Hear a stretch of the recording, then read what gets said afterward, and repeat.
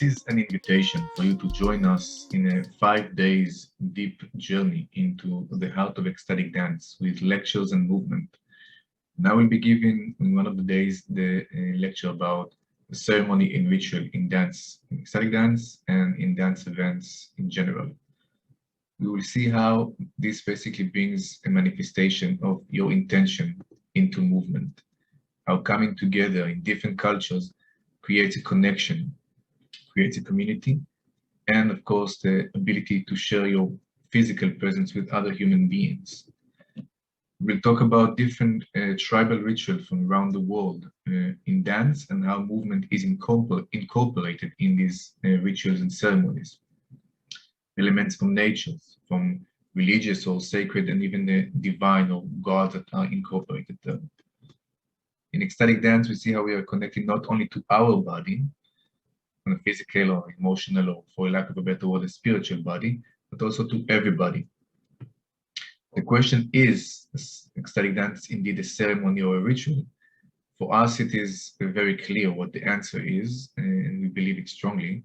And for you, if you do have that question mark, please join us to bring your own interpretation of what's happening to you when you go into movement and dance. Okay, so let's begin our exploration into the roots of ecstatic dance with a little story.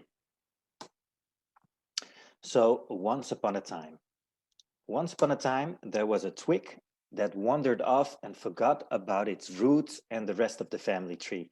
And here we see it go, venturing out on its own. All alone, the twig forgot its name. It felt it needed a special name. How should it call itself? It thought hard and then proclaimed, "I am Et." And with those words, Et suddenly grew into a branch. Soon Et had tripled in size with so many new twigs of its own. It had grown up, but not so much down. Et did not worry. That is, until a mean wind started to blow. So, and there we have the wind.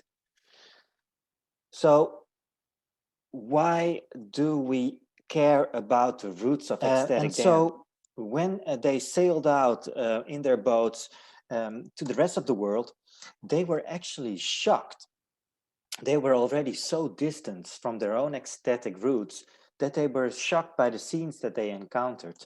They encountered cultures where ecstatic religion was very much alive and kicking, with frequent ceremonies and rituals and dance and trance. And yeah, these Europeans could only think of these people in Western terms of self-image was based on rationality instead of the wild ecstatic side. It was all being rational. And of course, we had to explain why we were so superior to all those other peoples, why we could enslave them. And it was because of our rationality, because we were civilized, because we were disciplined and restrained.